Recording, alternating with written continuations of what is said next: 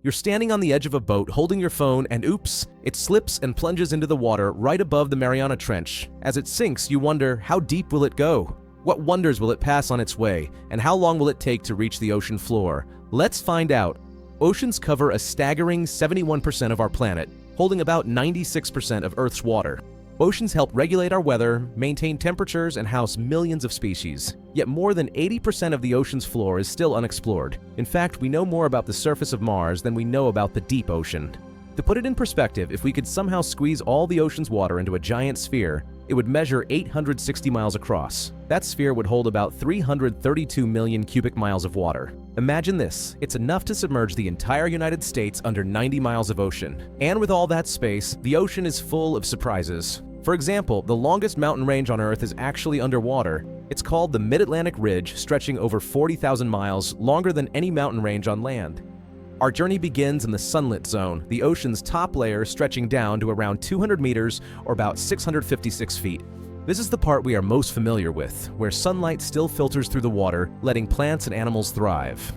Coral reefs, which are found here, are among the most diverse ecosystems on the planet. Though they cover less than 1% of the ocean floor, they support about 25% of all marine life. They are also responsible for producing over 50% of the oxygen in our atmosphere. At around 40 meters or 131 feet, we hit the limit for most recreational divers. Anything beyond that and the risks rise, but still, some people push those limits. As we dive deeper at about 200 meters or 656 feet, we enter the twilight zone. Here the water temperature drops quickly and the sunlight is almost non-existent for the human eye. The pressure is now 20 times greater than at the surface. Herbert Nitsch. In 2012, he freedived to an incredible 253 meters or 830 feet, all while holding his breath. At that depth, the pressure is 26 times higher than at sea level. Even the mighty blue whale, the largest animal on Earth, dives into the twilight zone to hunt krill, reaching depths of up to 300 meters or 984 feet. The same depth represents the maximum resistance of a typical diver's watch. At around 332 meters or 1,089 feet, we hit the depth of the world record for the deepest scuba dive, which was set by Ahmed Gabr in 2014. His descent took only 15 minutes while the ascent lasted 13 hours and 35 minutes. Beyond this depth, humans need specialized equipment in order to explore safely. At 828 meters or 2,716 feet, we reach the height of Burj Khalifa, the tallest building in the world. If submerged, it would barely represent anything compared to the vastness of the ocean. Before we go any deeper, we would love your support. And if you're enjoying this journey, please like and subscribe. It's a small gesture that helps us keep bringing you more content like this. Oh, and also, tell us in the comments if you have found the golden whale. She is lurking somewhere in the deep ocean. Going on at 1,000 meters or 3,280 feet, we enter the midnight zone. Here we can safely say that everything is pitch black. The pressure here is 1,000 times greater than at the surface, and the temperature hovers near freezing. Life here relies on adaptations that seem straight out of a science fiction movie.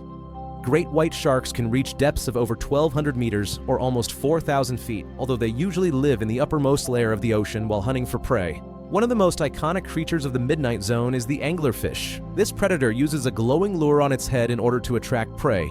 Luckily for us, they usually grow up to 30 centimeters or 12 inches, so it is not what you would imagine. Other species like the gulper eel have oversized mouths to help them catch whatever food comes their way in this sparse environment. This zone also holds a fascinating feature known as the SOFAR channel. Found around 1,200 meters or almost 4,000 feet, this layer of water allows sound waves to travel incredibly far, making it crucial for marine communication. Whales use it to communicate over vast distances, and it's even used by submarines for navigation. At 1,642 meters, or 5,387 feet, we reach the deepest point of Lake Baikal, the deepest lake in the world. Located in Siberia, a region of Russia, this lake is holding a whopping 20% of Earth's unfrozen freshwater. But have you ever wondered what would you hear at these depths? You wouldn't hear silence. The soundscape includes the rumbling of earthquakes and the clicks of sperm whales. It would sound probably something like this.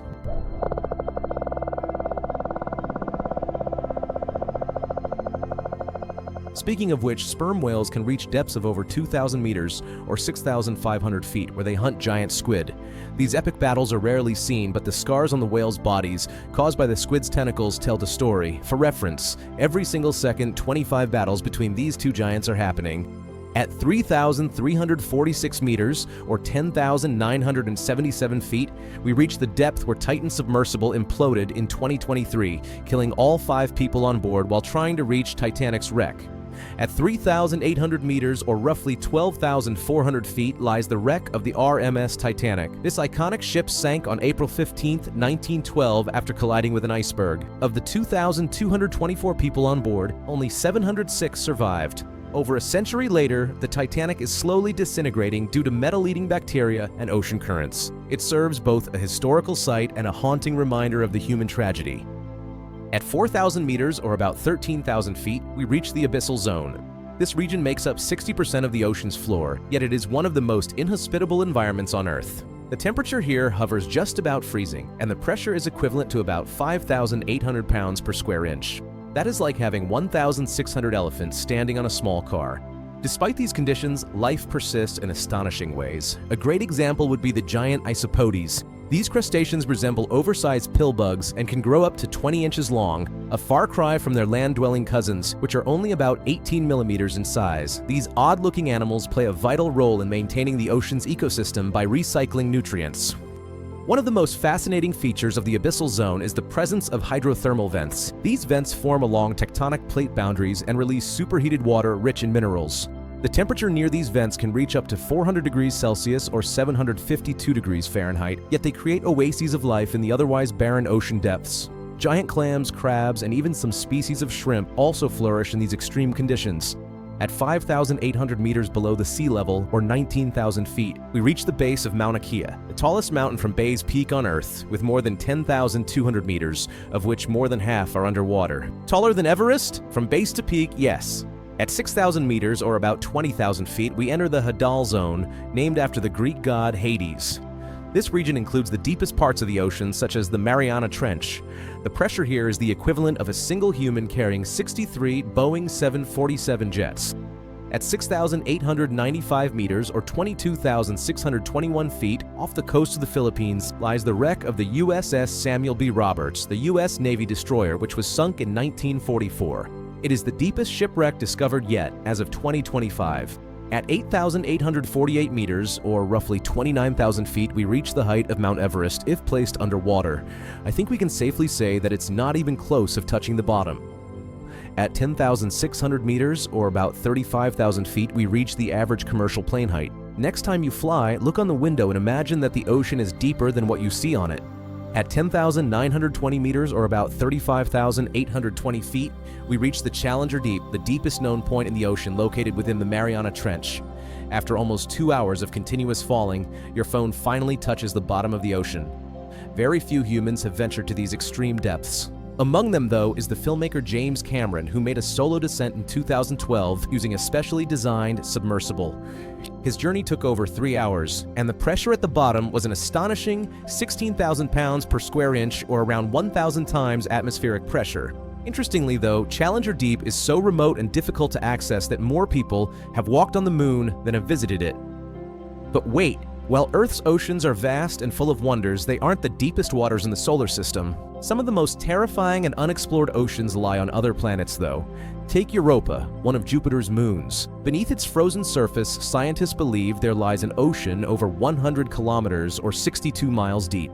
It is 6 times deeper than the Mariana Trench. This alien sea is a chilling thought. It's so deep, the pressure and cold are unimaginable. What kind of life, if any, could survive in those extreme conditions? With no light to rely on, who knows what creatures might thrive in the abyss? Could something totally alien be waiting to be discovered in those unexplored waters? This ocean, shrouded in complete darkness and cold, is a mystery. The thought of life in such a hostile environment raises more questions than answers. From the vibrant Sunlet Zone to the crushing depths of the Challenger Deep, it holds secrets we are only beginning to understand. As we explore its depths, we gain not only knowledge, but also a sense of humility and awe for the natural world. Tell us in the comments which hidden hint have you found in the video. If you enjoyed this deep dive into the mysteries of the ocean, please support our small channel by liking and subscribing. Thanks for watching, and we'll see you next time.